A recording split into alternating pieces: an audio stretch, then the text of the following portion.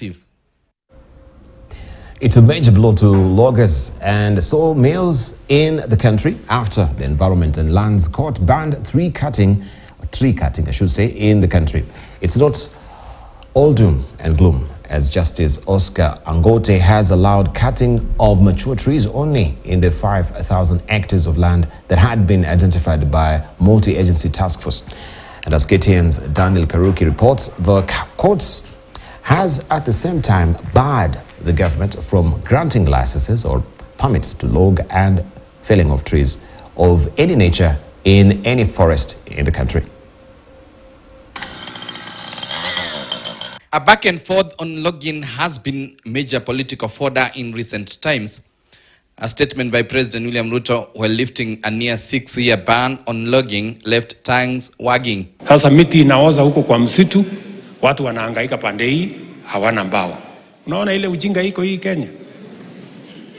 So hiyo maneno yote sasa tumeondoa na tumesema tutafanya na mpango.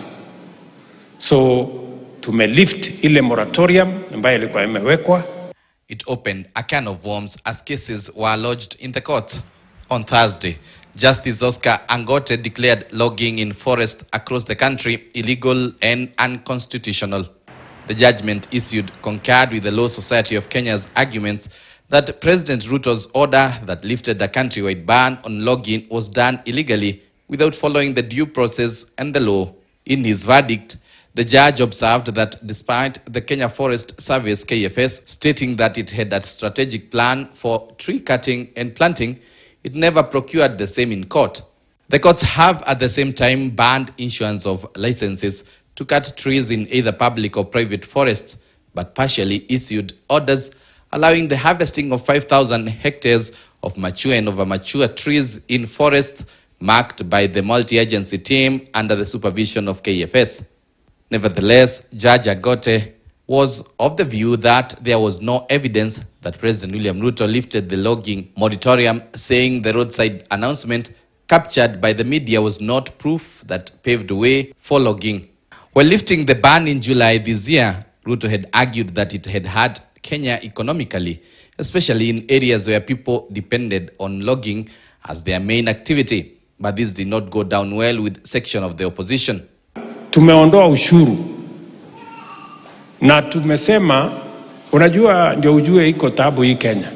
Wale walizuia miti isikatwe hapa ile iko tayari, ndio walienda sasa wakapanga ati furniture, kitanda, sijui meza, sijui kiti, ati inatolewa China. Unaona ile ujinga iko hii dunia. Unasema unataka kuhifadhi mazingira na mawe inaenda. Mazingira gani unataka kuhifadhi? Hakuna.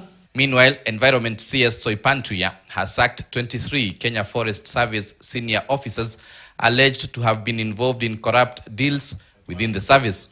This follows an order by President William Ruto directing KFS board to dismiss the officers. We are here again to send a strong warning to all the Kenya Forest Service officers, including the board of directors, the management, that there will be no sacred cows. Daniel Kariuki, KTN News. All right, let's just broach those issues that so far have been raised in our report there. And we can begin with the logging of the trees and the clarity from it, because as the court has pronounced, the broadside declaration did not really warrant or say that the ban has been lifted. But we saw immediately that pronouncement was made. People are down in the forest trying to cut down trees, given that now the president has given the green light to go full steam ahead with that. But we want just to pick the brains of Dr. Isaac Kalua Green, because you are chairing this task force. You presented the report and the previous administration, and the latest now turnaround from the courts with the 5,000 hectares of land that has been set aside for mature trees to be logged. What does it really portend? And do you stand with what the court has said so far, that there was no lifting of a ban?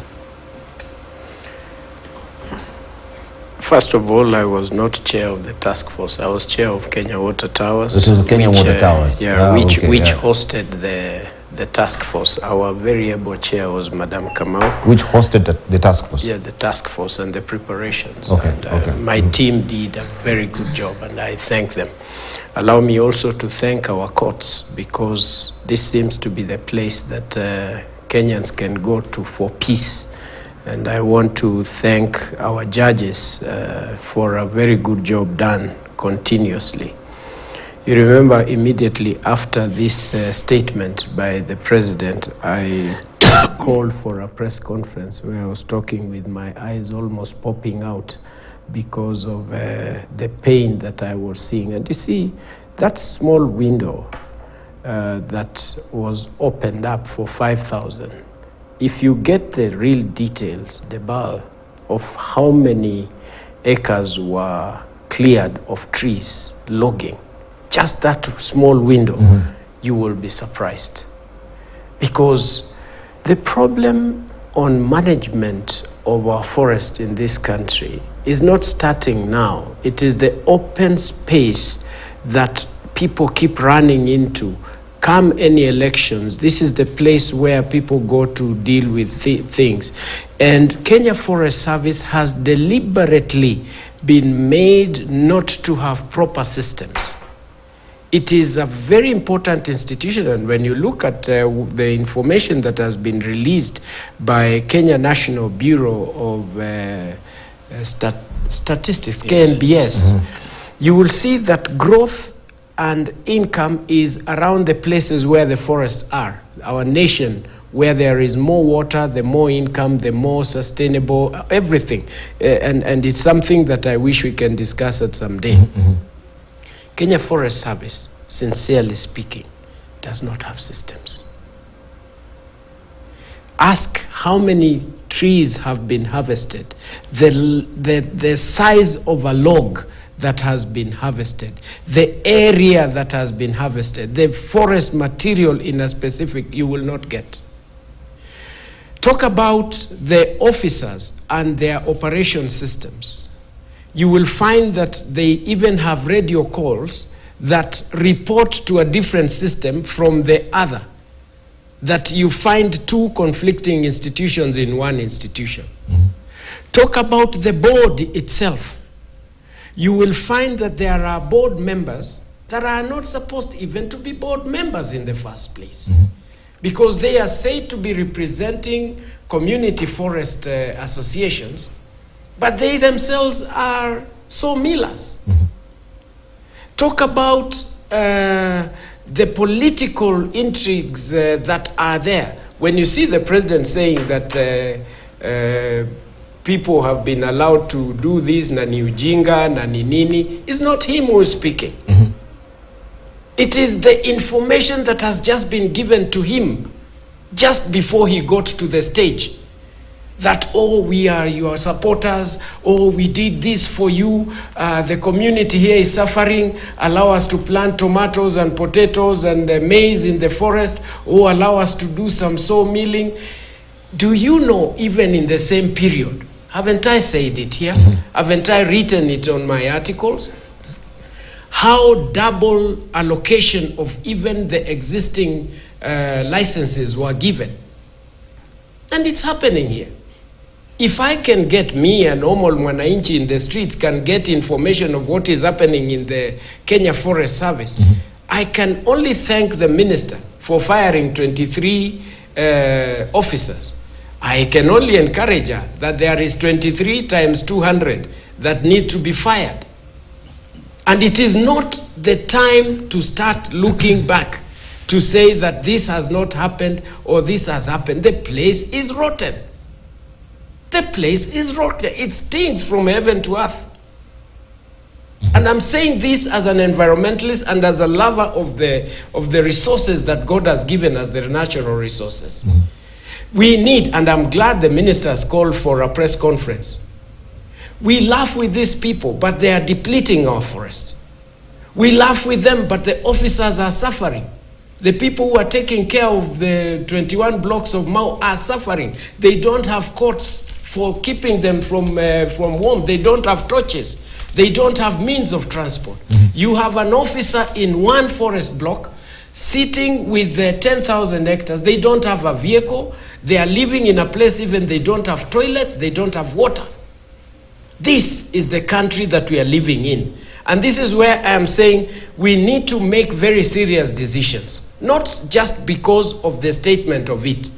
Politics has really gone deep into this, and we really need to do what we have to do. So I look forward. I am grateful that the minister is called for that press conference. He has fired 23. I am sure it should be 23 by 200, and I am sure that there needs to be proper management systems. As long as those systems are not in place, this is also going to be an effort in futile. We are going nowhere.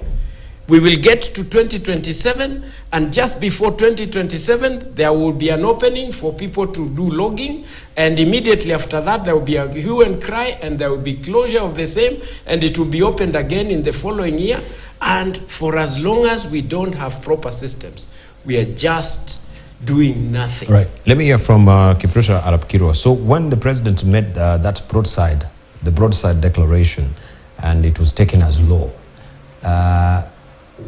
how then should the president act in the wisest of fashion in making such sensitive pronouncements that people might misconstrue as an order coming from the top man? Because now what we're hearing from his voice and what the court is saying, you know, there's such a dissonance that we cannot really gel them together and say this is what the president say and this is what the law said. We understood it as, you know, the president in this country personify him to be the law, and the law is also the president, so to speak. Thank you. Generally, the way the population take it. Yeah, before I take on that particular issue, allow me to thank my brother here. I think he has sufficiently demonstrated the annoyance that many Kenyans have about the way we are misusing our resources.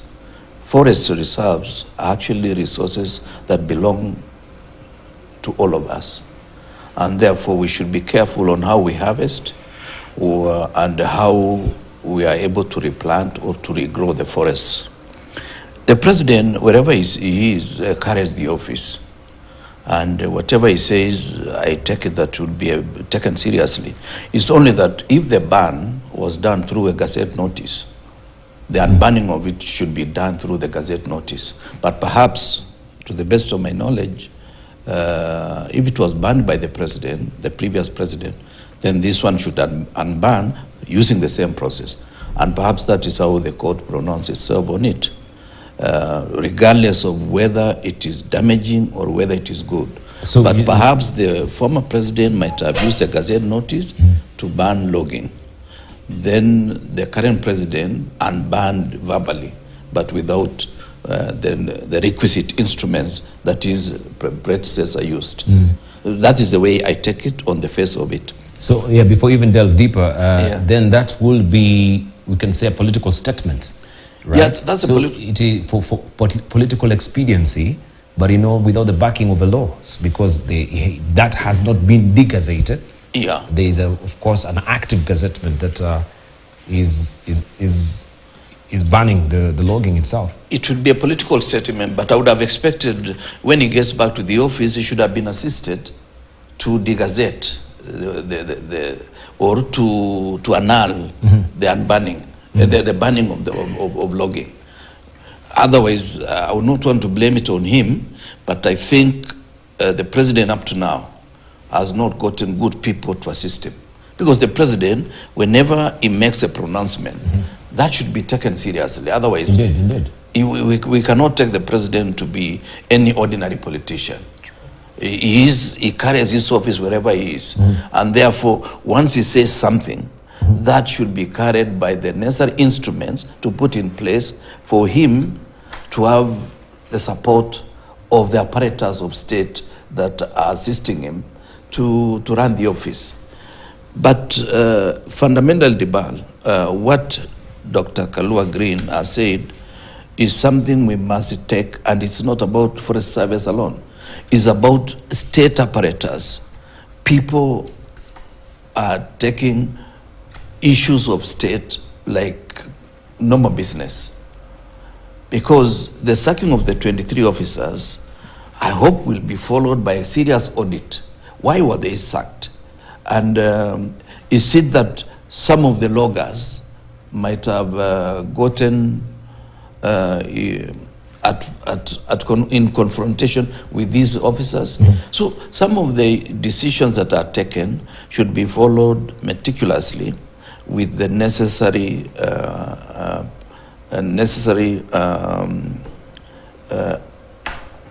necessary preparation, so that we run away from it.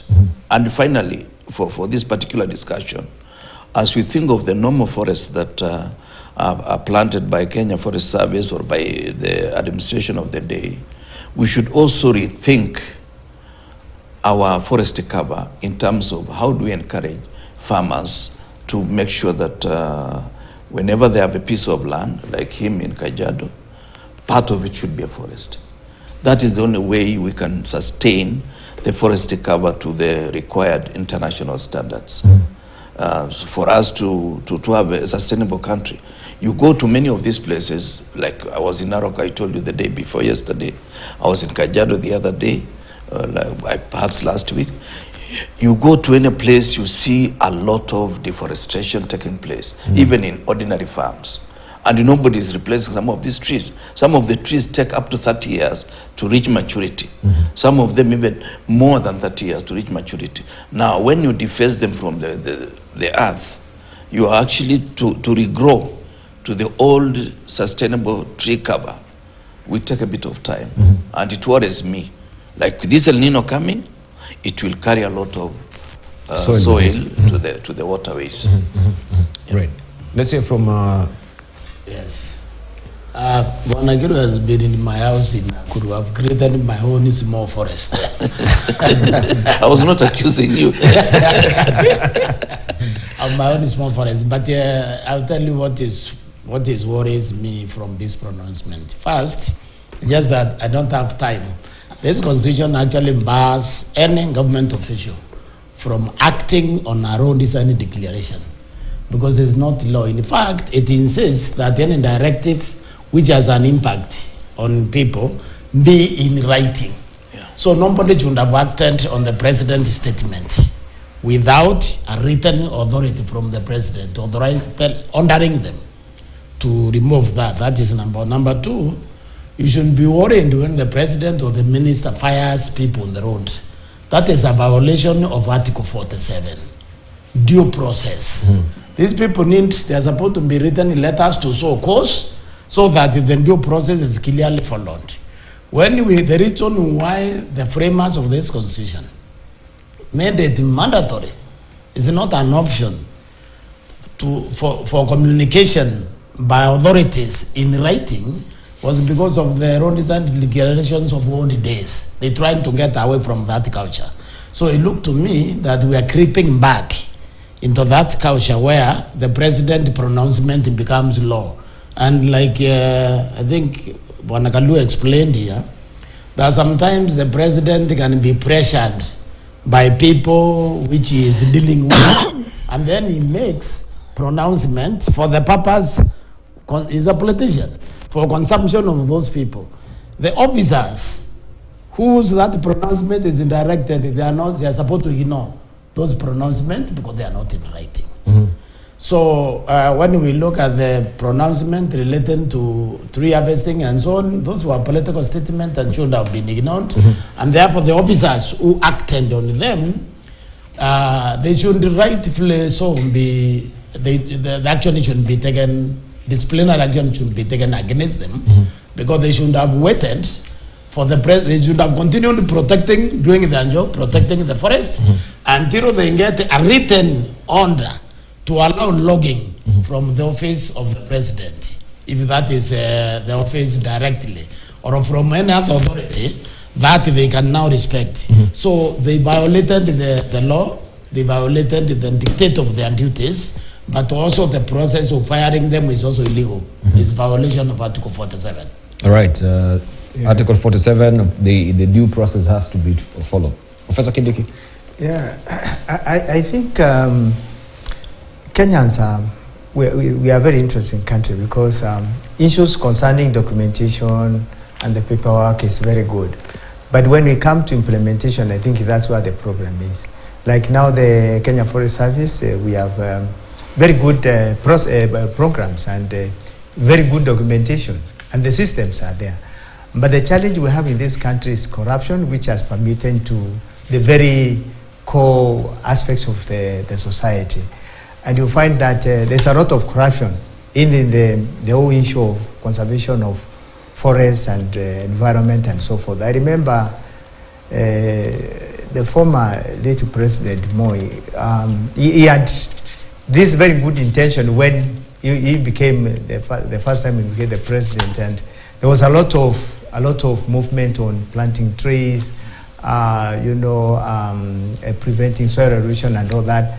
But that did not move very far. Actually, these things were done, and then people the and other president came in, President Kibaki, then Uhuru, and now we have President Ruto. But all these issues, I relate them to corruption. And you need, if you look at the Constitution of Kenya, it's well documented that there are those people who should even be advising the president and other people before they make some statement. And you really wonder, was it advised or was not, or misadvised? And the whole issue again related to corruption, because if you look at the Constitution, some of the issues that are being raised, they come from maybe bad or negative politics. Like what I mean is like when you see maybe the cabinet, the whole cabinet, if you look at it, those people are just politicians.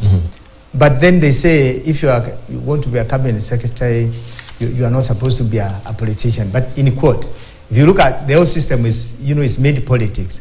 So there are people who would like even to have political mileage through some decisions that are made or pronounced through forest, environment, and so forth. And therefore, that's why you find that they pronounce something, and then they come look at the documentation. They say, no, this is not what the Constitution says. It's not gazetted. It's not this. The documents are against what has been pronounced on the road side. So I think the whole issue is that the challenge we have as a country, and I go back to where we were talking earlier in the morning. There's still some hope. There's a ray of hope in what we are doing. And we don't know who will start this, but there's a lot of discussion, a lot of conversation on how we can eradicate corruption to improve efficiency.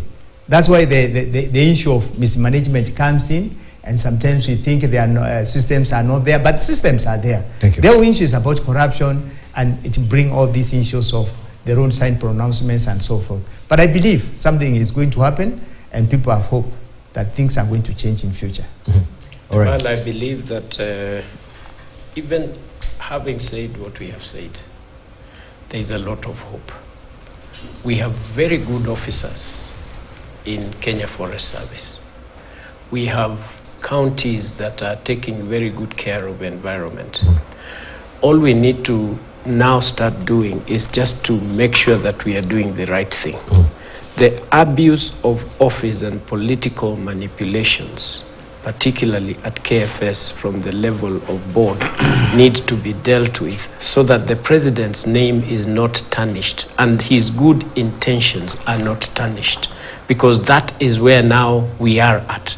That they are, those who are talking behind the scenes are saying that this is happening because of so and so who is part of our board. And that should never be an issue, because everyone can be able to do the right thing when the systems and everything is in place and when we have good intention. I have said that the wrongdoers are many. Maybe by saying 23 by 200 is too many, but a minimum of 23 by 23 times 23 leading to about 529, I think that would be a good number to start thinking of correcting that place. Or even just sending a message and putting a letter in their files that we know you have been doing this because you have been pushed by a certain PS, you have been pushed by a certain minister who is building a home and they are looking for timber, we are looking for quick money to return what, can you imagine? We have governors at the moment who are saying that they are raising about 300 million for the next campaigns. And the space that they are using is the space of forest. The people they are working with, as you get your 300 million, I, the officer, I'm going to get mine. And then we start looking as if we are surprised by what is happening. Don't we get surprised by the fact that since independence, the trees that we have planted, they have never grown up to a level of 92%. What is this country that we have so much resources that we are throwing away? People are not committed to do what they are supposed to do. We are now talking of 500 million trees. It's just talk. Thank you. And we need to be able to get things done in the right way. And this is what I said. If the president chooses to do the right thing, I am telling you, he will have brought the entire country together. He will get more than what he would ask for. He would have no debts to pay. He will show the back to the congregation or the crowd so that he can do the choir in the best way possible. I've got it. It's Article 135, decisions of the president, and decision of the president in performance of any function of the president under this constitution shall be in writing, mandatory, and shall be at the seal and the signature of the president. So no civil servant, no public servant should implement any decision, any rule designing decision of the president. It has to be in writing. That is Article 135. And you see, Dibal, that is good. That's why I was saying earlier that the president should be assisted if he makes a declaration and he means it. Because I don't think we should allow the president to cheat. Because he has temporary custody of the apparatus of state, and he's also a temporary tenant of State House on behalf of the people of Kenya. Yes. So we should not allow him to cheat, and we should not imagine that the president can cheat. Because when he makes a statement like that, because I know he's a serious Kenyan, he should be assisted by ensuring that is put in writing according to Article 135. So if somebody did not do that, then somebody slept on the job. The president should be firing that particular person before the 23 officers are fired. But more important, let us also understand some of the trees have a short lifespan, like cypress trees. At certain stage, they will form some kind of some hole inside them, and therefore they will become useless. So when we are doing this logging, we must do it the way the president, Wampango. We should plan what to harvest, and we should ascertain that the harvesting is done according to the procedure that has been issued. And what is the program of replanting or regrowing the trees that we are now to replace whatever we are removing. These are some of the things that we must resist. Political statements, we also must resist the fact that the demand on trees by Kenyans is going up every day, and the capacity to regrow the trees is diminishing because some of the trees that have been planted, whether it is in roundabouts or along the roads, you realize they are dying because nobody took care of them. Even in some of the schools, people go to schools, they plant 1,000 trees. After the season, none of them is surviving. So we must inculcate in our people that when you plant a tree, allow it to grow to full capacity. Thank you. And I want to confirm that I went to his house in Nakuru, and he has done a nice forest. Well, he has not come to my house in Kitale. I have about 5 acres of indigenous forest. When you come, you'll see that. So did you notice that this man lost? Did you notice that this man lost his tailor to President Ruto? No, it's my brother. I lent to him. The president is my brother. I lent the tailor to him, but now he has promoted me.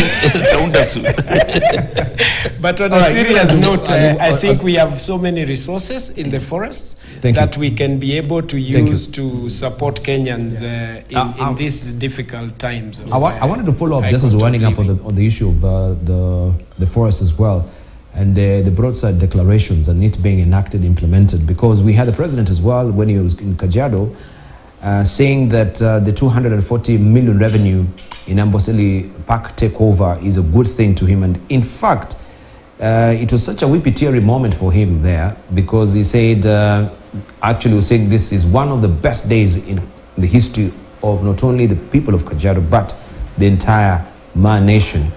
And this was following the president's handing over the management of the facility over to the county government. So this particular declaration that was made there, that the revenue now should be solely within the county government, I think it's being hived up from Amboseli. Is it the Tana River area or Sabo? It's a national park. Yes. So it's a gazetted national park. It's a gazetted national so park. So that order must be in writing. So it's a gazette. Yes, actually, gazetted national park. Yes. So you need to being handed over to the county government. And this is a broadside declaration. Yes. This is a violation of what you're saying. It's a violation of the Constitution. So that's why we're asking, is it again these are political statements that is also political, will have ramifications? It's a political statement. It's a political so statement. The people running that, they just have to ignore it until it's put in writing and the process for this the gazettement started concluded actually for that to be actualized. I think let's assist the president. But personally, I strongly believe some of these resources should be shared. You see that national park is in Kajiado County. They should be shared. But the main problem is that by the time the president went there, he should have been able to scan the environment to see what are the issues emanating from Kajiado and make the necessary instruments, put them in place, so that by the time he's making that pronouncement, everything has been signed and procedure has been followed. And of course, that revenue should be shared, because Kajiado, the Amboseli National Park is part of Kenya, so that the rest of us can benefit nationally, but also the local community does benefit. And also there must be clear procedure. Are you giving it to the county government without proper procedure on how it will get to the people, the ordinary people of Kajiado? Those are small things that at times I think President Ruto is in a hurry to meet certain targets without the necessary or the requisite procedure. Why I think is right about the hurry, you can't say Kajiado that transfer the Amboseli National Park to Kajiado. Then you need to transfer Meru National Park to Meru County also at the same time. Because all other counties will in other words, let me say what saying, you need to think in advance so that you are clear when you make the pronouncement, you know it has national implication. In Kikamba, we say, meaning when I say a cow or a goat or an animal is fat, I don't mean that it be slaughtered. Okay. And there is a lot of wisdom in this statement. The good intentions, I think, is what we need to pick from the president or any other leader for that matter. That you want to do something good and you say it the way you imagine it, and therefore it is supposed to be those who are behind you who are supposed to follow and make sure that things are done. In Africa, it is not, and actually in Kenya, in the real life situation, when I come to you and I realize that you are in trouble and your animals do not have sufficient water, I did not come knowing that that was the problem. And I can buy a water drum that used to have oil and tell you cut it and now feed your animals with this so that they can have water. So every situation is not one that you can do that. The intention of the president in this kind of a situation is what needs to be picked and then guide the processes that need to be done. Why is it, and I like what Professor is talking about, if Amboseli goes to the Ma community, so should be the Savo part of it to the Kitui people, the National Reserve of Kitui to the Kitui people, the Meru National Reserve, so that that information that is said that the animal is fat now becomes a situation that guides policy to a point that it can be implemented. There is nothing wrong This is where I see and I suggest that we need to understand, because our situation is so volatile. It's moving, and we are in a situation that you can't move like a robot, that this is what you will say after this. So give it to the president. The roadside, let me finish, yes. Prof. Yeah. So we need to be able to look at things in the situation that we are in. I have said earlier on, when the president said that trees are dying, is because there are people, leaders, honorable people, who came and said, please allow this. This is stupid. This must be allowed. These people are suffering, our children, our debts, our everything. So he stands and says it. It's not that he had planned it. And that is where now we need to start thinking and make things right for our own common good. Right, let's hear from Professor Kindiki before we come to you. Just 1 second. I want to advise him about intentions. In management, there is something we advise the CEO never to do. We tell them that the road to hell is paved with good intentions. There is no good intentions that is not analyzed and then executed with the precision, because they have been weighed and they found that this is what needs to be done. Vitu kwa ground ni tofauti. All right. Let's hear from Professor Kindiki. This hurry of making these pronouncements and then they're countered ahead with litigations, or maybe they're not even having any legal underpinnings. Why is the current administration won't leaning on this side of the broadside declarations? Yeah, I don't think that there's so much really a problem, because nothing has been said and implemented without following the law or the due process. Maybe you may argue then why should you pronounce some things? And I think but we've just discussed here how that pronouncement just misled Kenyans into actually logging a lot of trees. That's why I'm coming in. That's maybe I'm, for example, making a speech, and maybe, for example, we are talking of the head of state making some pronouncement. Maybe it's not well advised by the people who are handling him. But one time I think you remember, and this has been in the media anyway, saying that once I know more than you know in your docket, then there's something wrong. So I read a lot of maybe a gap between what he says and what he should say, or what should have been said there. And therefore you find him now struggling now to go back and try to correct maybe some mistakes that have been done. And I think this is a management issue or administration at that level, and I think something that can be corrected, because if that continues, then you find that you'll be dealing with so many legal issues. Because whatever as the Constitution says that it must be done in writing, if it is pronounced, it's when they look in the documents themselves, they don't show any evidence of implementation without due process being followed. And that's why you find there's that back and forth. And I think it's high time now they need to sit down and tone down the issues about politics, because now it's not politics, it's now implementing things that they promise Kenyans that they will do.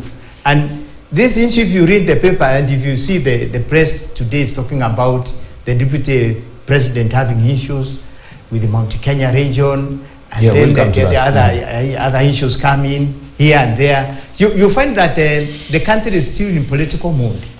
And I thought this could have headed immediately after, or toned down really, because politics also carry the management of the day, because there are issues that come up. But having said that, I think the whole issue is about the being responsible enough for the people who are given these dockets to be advising the president before they make those pronouncements. Because I'm not in the inner circle to say exactly really what happened, but I find it very strange that the leader, your leader, says something, and then you start, acting backward, and they should have been the other way around. So I think that is a management issue that they can sort it out, and it can be sorted out as maybe as quickly as they can. Let's finalize on it, yes. But the issue of pronouncement, it's not law as to where people would like to make it. It's not law, because nothing has been implemented. Maybe it has been mentioned, and in politics sometimes anything is allowed, anything to say anything as long as it's not implemented. But we're not saying that it is law. We're saying that people may construe it to be,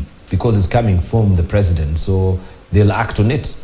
They'll act on it, isn't it? I think that's the sentiment that is being put forward, and we're just giving a very good example of how Kenyans now went full steam ahead and started logging after the president just made that particular pronouncement. They started immediately. Yeah, they started immediately, but it was stopped. Yeah. It was stopped. Okay, so we want just to finish up with I think we can gel up the whole issue of GMO with this, because even that was after the cabinet approval and there was a pronouncement of that. I can see Kalo, you wanted to say something on that, and then we'll go back to the politics of the day as well. Oh yes, we are very lucky to have a former Minister for Agriculture in the House. I am sure he has the real issue In fact, of what he has gone through. You know, this is a great man. You forget, you only think about his tail and the president's clothes. But he's such a great man. Yeah. And they are very successful ministers at that. Yes. Thank you. That was a battle. Can I just take a short break, then we circle back with you as well. As you put your thoughts together on the GMO, that has been, of course, green-lit by the courts as it stands. So you're safe. This is what the court is saying. We want to take a short break on it. Also, circle back, we'll look at the GMO issue just briefly and buckle down to the politics of Mount Kenya as well. And also some of the ticklish issues that have been doing rounds in the media right now, especially the sale of Telecom Kenya to the Emirati firm, ICA. We shall be looking at that. Was there any process propriety? Due diligence was done, public participation, and questions of bidding as well, if at all it was there. We'll take a short break.